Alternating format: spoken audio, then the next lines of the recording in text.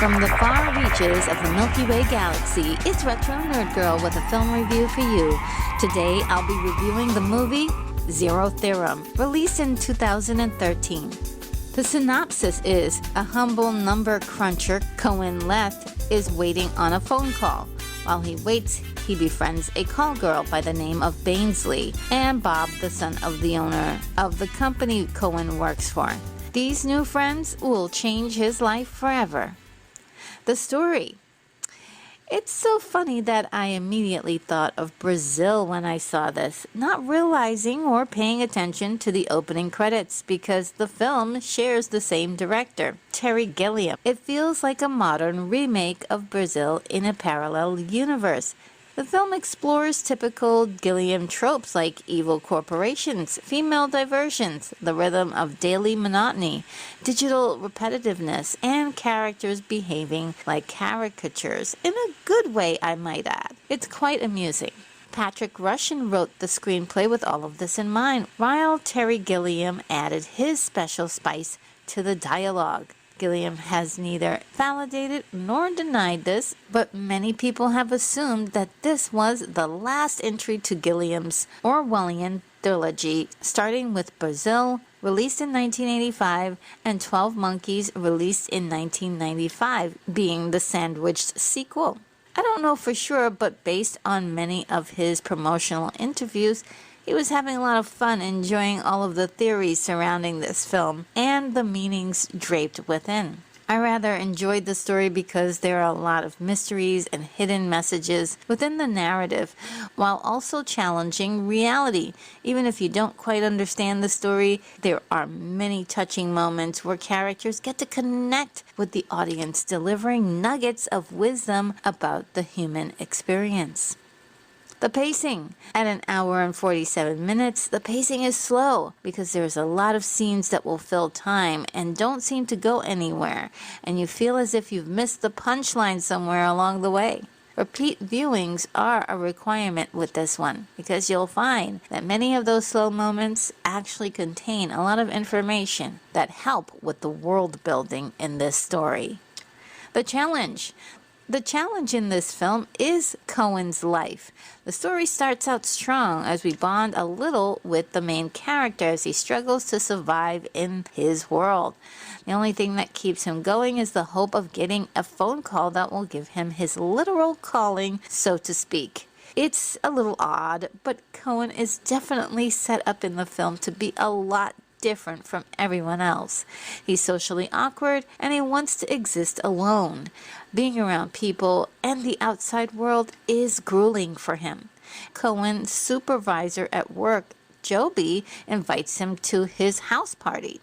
And it is here that the story structure loses gravity and introduces us to a fantastic occurrence of events. Characters vanish in and out of existence, such as the elusive and mysterious owner of the company Cohen works for, Mancom. The owner simply goes by the name of Management. Management gives Cohen the opportunity he wants to work at home so he can be available to get his life-changing phone call. The challenge here can also be considered management, the owner of Mancom, but with this reality warping event, it's possible that this is all played out inside of Cohen's imagination, and I'll explain more about this idea later on in the review. Mancom is the company that Cohen works for and looks a lot like a casino or a playground. Employees are posted at open sections that are equipped with cameras to monitor their every move. On the cameras, there are signs that borrow a line from Orwell's book, 1984, saying, "Mancom is watching," playing on the book's theme of Big Brother is watching. There's no privacy. In the case of Cohen, even his home is secretly covered with Mancom monitors watching his every move. Mancom is an interesting tech company that is a lot like Facebook in the fact that it manages social media profiles. Their presentation goes like this. We live in a chaotic world. So many choices, so little time. What do we love? What brings us joy? Mancom. Making sense of the good things in life. It's very interesting. People sign up for the social network and share all sorts of personal information in hopes of making friends. Mancom collects and processes data concerning each participating individual. The digital representation of these human beings are stored in vials of glowing liquid. Yes, liquid. Programs are kept on vials too. Isn't that a little bit freaky, but also really cool? Introducing biological tools as a technological asset. It reminds me a lot of the movie Dark City from 1998, where memories were stored in vials as well, to be injected into a host which formed their identity. Mancom calls the vials of data entities to put them into a virtual storing place called the neural net. It's quite interesting that in 2013 this idea was introduced, and yet in 2021 Facebook announced the metaverse. And then we have the Neuralink introduced by Elon Musk inserted into the brain of individuals that want to engage in digital augmentation. In this story, management is the personification of corporate powers that control the lives of average working men. Management goes a lot further than that because he is the master manipulator of this story, dictating the people and the situations in Cohen's life. His main goal is to get individuals permanently hooked into the neural net and become what he calls commodities. Cohen is a perfect candidate because he has no family or friends that will miss him and has blind faith in something such as getting his call. The vehicle to get Cohen into the neural net is a ridiculous virtual reality suit that is given to him by Bainley, and then later management's own son gives him an upgraded one that actually looks a lot like a jester's costume.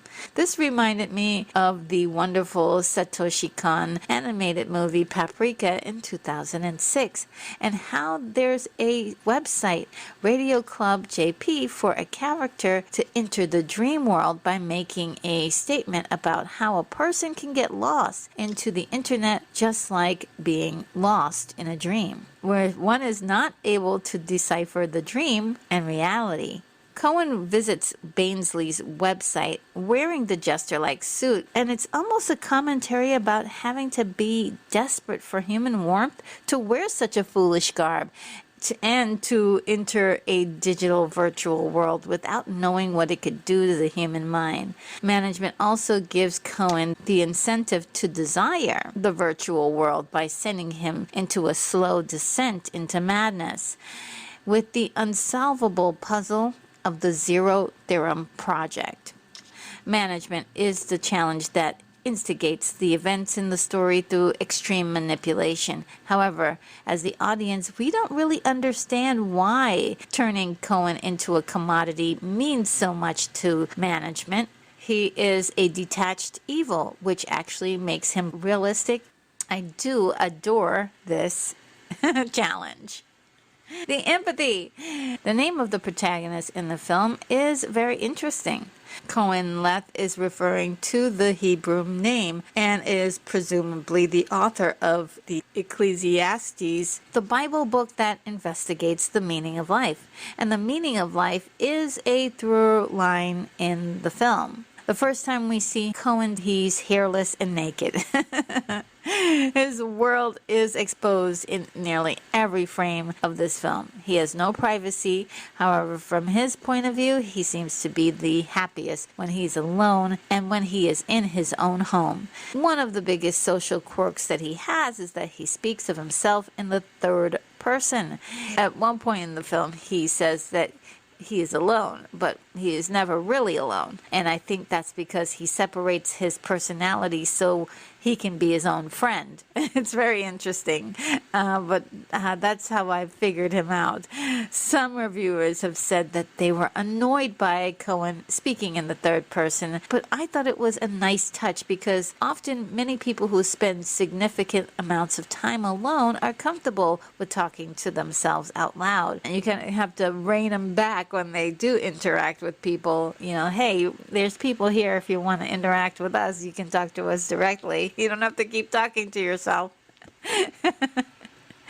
But it's an extra bonus in the film because it uses it to indicate his psychology to the audience. His other quirks include not allowing people to touch him. He thinks he's dying and he fears everything. That's a lot of problems, but we're discovering more and more that these are more common than we once believed.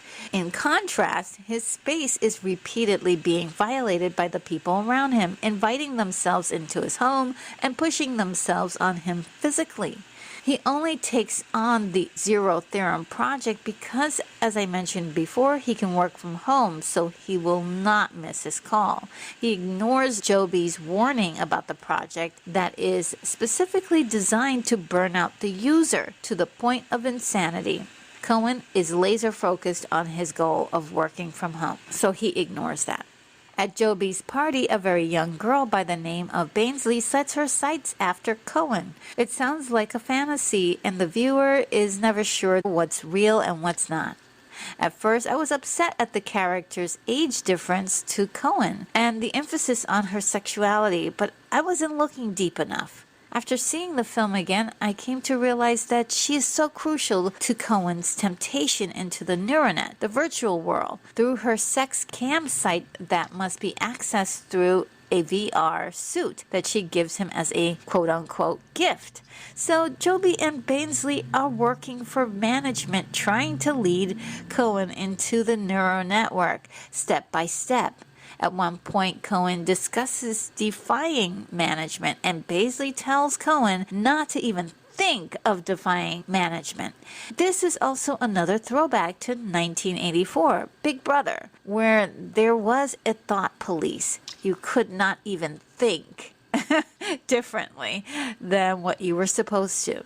Cohen's digital psychologist, DrShrink.com, calls out Bainley's manipulation with this quote, "I'm sorry to interrupt, but I couldn't help notice this young lady's pathological attempt to project upon you her daddy issues of abandonment." However, Cohen ignores all of the signs, but also Bainley doesn't let up the pressure even when Cohen protests. Bainley saves Cohen twice with the Heimlich maneuver, at the party when she meets him, and then at the beach within a virtual reality world, imprinting on Cohen and the audience that she is the savior of Cohen's seemingly boring existence. Bainley is also a lot like Cohen, searching for a purpose in life. She desires to be needed, to feel alive, to substantiate her worth in the world, and to ease her loneliness. I thought this was a very important reveal, as a brilliant, tender moment in the film that allows us to see the character in a brand new light. It's only at her last scene in the film that I started to feel as if she was finally acting on her own. But one can never be sure that she wasn't there to give Cohen a different path into the neuronet. I took notice that she engages in a very intimate conversation with Cohen right in front of management's son. That's very suspicious. However, it was a wonderful scene in the film. There's an interesting relationship between Cohen and Bob, who I mentioned before is management's son. He's a bit of a technological whiz who insists on calling everyone else Bob in order to save brain cells for high-level thinking. His name is a callback to the name of a voice used in the movie 12 Monkeys, also directed by Terry Gilliam. Bob bursts his way into Cohen's home and gets Cohen to loosen up a little by being brutally honest with him, shocking him into confusion and also touching him a lot. And remember, Cohen hates to be touched. At first, this is off-putting to Cohen, but then after a while, he seems not to mind as much, as he's being intentionally desensitized by the repeated action. When Cohen questions why Bob is spending so much time with him, Bob jokingly tells Cohen that the Oracle said that he is the one. As a callback to The Matrix, I thought that was particularly hilarious. However, he is, in the eyes of management, the one, or more or less the target to capture into the neuronet. Bob was a tool by management to develop a kind of psychological deconditioning, as ultimately Bob is there to set up the final virtual reality suit he called a prototype soul-searching device. And that is what I believe is the last temptation into the neuronet, when all seems lost for the character. I think that with Bob being so young, that plays a big part in Cohen's and the audience's empathy for him. We feel so sorry for him because he looks so helpless. After a while, this begins to help Cohen strive to change, just enough to refer to himself in the first person and not the third. It is a miraculous breakthrough for the character, but it's short-lived. Bob gets sick suddenly and puts Cohen in a position where he has to care for another person. It seems to awaken paternal instincts, but also puts him in trouble for helping. It sends him off the deep end, ready to do some quote-unquote soul-searching in the neuronet. With management using people as tools to his desires, Cohen finds moments when he can take control over his life by using a hammer, which is also a tool of the working man. The hammer motif returns at the end as Cohen attempts to take control of his environment again and dismantles his reality. Now for the technical aspects. Each scene is a visual work of art. With a budget of $8.5 million to make this film, it looks so good with a few things to consider. Terry Gilliam utilized his long history of industry connections to create this for such a low budget, using some of the best technicians in the business. The film is highly visual and depends on its visuals to tell the story, with amazing assets, well-used CGI, an incredible use of colors, and wonderful cinematography. The cinematographer Nicola Pecorini decided to shoot on film rather than digitally, adding to the uniqueness of what we're seeing. The film was finished in a 16:9 aspect ratio to ensure that it would look exactly the same on the screen of any device, which is why it has rounded edges on the frame of its corners like a vintage movie. I thought things had to move really fast once Christoph Waltz was signed on to be the lead actor. They did excellent work given the short time to prepare and the small budget for such a great looking film. They shot the film in 36 shooting days, and prior to that only 4 months to spend on pre-production. One little detail I wanted to add is the virtual reality beach scenes that Bainley created for Cohen, which were inspired by the classic film From Here to Eternity, released in 1953. A very nice touch. Now for the performances, many of the actors work for scale just to be in this film. There are amazing performances here, and Christoph Waltz was so adorable as Cohen. I wanted to jump inside the movie and just fight for his character because he played the role so fragile and wounded. Marie Thierry was brilliant as Bainley, giving her that fun, tempting charisma while also bringing depth to her character when she needed to display a more dramatic side. At first, you really dispel this character as a floozy, but she really plays it with a delicate drama, and I really adored the last couple of scenes that she was in the movie. Very surprising and very good. Also wanted to bring to attention Tilda Swinton, who had a very small role. Lucas Hedges was fantastic. Matt Damon makes a small appearance as management. Even though the movie really is about management, as the bad guy, he doesn't really appear in the film for very much. But he did it so well, giving us this very high fashion look, really, and just the performance in general reminded me of Karl Lagerfeld. Now my enjoyment. Now, for the story, management wins, and Cohen becomes part of the neural network in a reality-bending series of events. It's really wild and out there. When I first saw this movie, I really hated it. I was angry at the movie, actually, and the mind-bending question of what actually happened in the film made me ask, was any of the movie actually real, or was it a dream?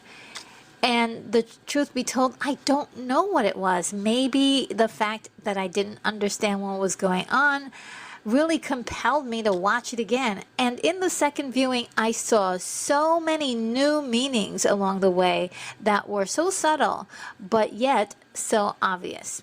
And as I mentioned before, there was a lot of commentary, and maybe there were too many little commentaries in this film that was being represented. Each one scatters the focus of the film. Now I have to say that I absolutely adore this film. The ending was so very bleak, and that really affected the way people saw this movie. That's probably why you don't see a lot of people talking about this movie, but I actually enjoy the ending now, because I felt that Cohen was actually happy now in his new state of being inside of the neuronet. He has a place to play with his imagination however he wants. And we had been following him through the whole time, and he was absolutely miserable. He finally gets to be alone in his own universe, which is, I think, completely fitting. It is then that he seems really, really content. The last frame of him is him smiling. And you do hear Bainley's voice, and you see her bikini, but it's almost as if she is a fond memory for him in this infinite virtual world. And as we are coming close to a place in time and history where we may be doing a lot of things virtually, this may be a reality for a lot of people, getting lost in their own worlds, within their own minds, through this kind of neuronet. It is absolutely fascinating to me, because it is a new level that humanity will be embracing very soon. We've already started with movies, we've already started with video games, and now we've come to the total immersion into another universe. And some of them we may be asking other people to create worlds for us, and many of them we will be creating ourselves. That is, definitely a part of our future. The question is, will we be able to navigate the virtual world and also our real lives, keeping our friendships, keeping our bodies fit, having real interactions with the things around us in reality, balancing that? That will be a new struggle for us. Now, ultimately, in this story, there's a fantastical element that makes me wonder if the events of this film were all in Cohen's imagination to begin with, because the film begins in the dark and ends in the dark. It's totally possible that the entire events of this film is just a hallucination that Cohen has before dying. Management appears and disappears mysteriously. So that gives me an idea, like, did that really happen or did that not happen? Cohen gets the opportunity to work from home, and a gorgeous young girl falls in love with him. He finally gets all of the things he desires. While being examined by doctors at Mancom, Cohen says he can feel his body dying. Was that accurate? Or was that just him being melodramatic, that he feels like eventually one day he will die? It's very exciting to watch this film multiple times. You can really pause it at any point and have a very deep philosophical conversation all about that one scene. Every scene is like that. It's really great. It's really great. The film was released, though, with very little fanfare and mixed reviews. It didn't help that the trailer was just a shortened version of the film, really. And it's really sad to see when that happens. But what the film had that the trailer didn't have was all of the juicy context to all of the things that happened in the film. I'm also glad that I was extremely curious about the movie to take a closer look because of the magnificent craft that was put into it. This movie proves that with a very low budget, you can still get a wonderful little piece of cinema that looks great. That looks like a bigger budget. And that also has meaning, has lots of meaning. The film is littered with ironic opposites, like the old church filled with old relics, set against Cohen's glowing modern computers and digital operatives or digital tools. The quiet darkness of Cohen's home versus the bright, colorful, loud world outside his door. The son of management Bob being only 15 and is the wise sage full of answers for Cohen. Cohen is seeking a physical call to come from an external voice, but most people find their calling inside of themselves. There's so many examples of opposites. I could go on for a very long time. But there are also a lot of other commentaries in the film, like there are a few scenes concerning the subject of time. Cohen carries his own unique clock with him to work. Mancom mentions time in its presentation. So many choices, so little time. Management also mentions so little time, in fact, none at all. The film is also littered with tons of commentary about our present world. It's not much set that far into the future, but a social exaggeration of today's world. It's a commentary about the bombardment of external forces in the form of cold calls, ads, honks, beeps, co-workers, temptations, and so on. So much that Cohen tries to get some privacy and no one will leave him alone. Within that commentary is a commentary on the stigma of being alone. Cohen says, "We are always alone, never lonely," meaning that even around people he was alone, and being alone does not equate to loneliness, which is powerful because if you look at it, we live in a world that promotes a fear of being alone. Never imagining that a person can find enjoyment in their time alone with themselves. There's always an emphasis of needing someone to share your life with. And Cohen says, not needed. I love being by myself. There's a commentary on the internet drawing humanity in by promising warmth and connection, but the brewing danger could damage their minds. The commentary is on social interaction where people have disconnected from each other in person and prefer to connect digitally, pausing a living moment to enjoy it at some other time. There's the commentary on blind faith as we see the hilarious board of the Church of Batman the Redeemer launching commercials to abstract followers.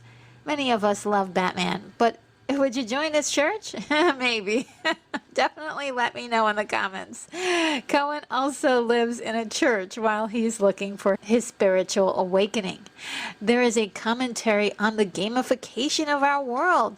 Even the places we work look like playgrounds to keep us engaged, reminiscent of the film Idiocracy, released in 2006, where people were too dumb and needed simple signs just to do the bare minimum. Actually, the two films have a very similar tone, dancing with a future that seems ridiculous but eerily possible.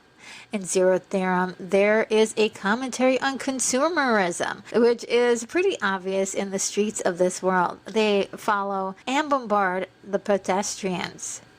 There is a commentary on humanity's waste, presented when we have repeated scenes of rats grabbing the many scraps that are discarded by humans. They are ready to make use of our world if we're not able to value it.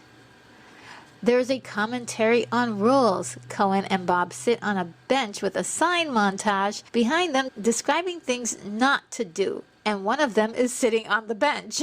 Simple activities that have been deemed dangerous to keep us safe. Very, very interesting. But most of all, this film is making a big comment about accepting death. There's a line in the film, "From the moment of birth, we all begin to die. Call it divinely planned obsolescence. Sooner or later, beggar or king, death is at the end of all things, while life might seem as a virus infecting the perfect organism of death." Ooh, that's pretty deep. And you would probably expect this line to come from an evil James Bond villain, but it comes from a doctor who is entrusted to save and preserve life. I love the irony, and although the message is dark, this is a philosophy that some people find allows them to feel better about the inevitable. But that is definitely going to depend on your point of view. For many people, it's just bleak. And that's kind of what I like about it. This is also referred to by the reoccurring presence of an enormous black hole representing the nothingness of everything. The zero theorem, 0 equals 100%. As the black hole sucks up all matter, it is a metaphor. Everything is nothing, or nothing matters. Nothing really matters. With so many commentaries, this can be confusing, or in my case, I found it incredibly amusing, a darker shade of humor. Deep and thought-provoking, opening up discussions about aging, living alone, the value of time, social technology of the modern age, the bombardment of capitalism, the veil of one's life purpose, death, and blind faith. I absolutely love this movie.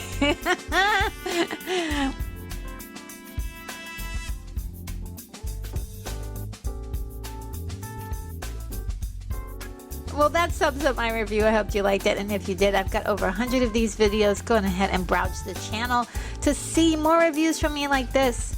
Subscribe if you haven't done so already, and hit the bell icon to be the very first to be notified of my next video. This is Retro Nerd Girl signing off.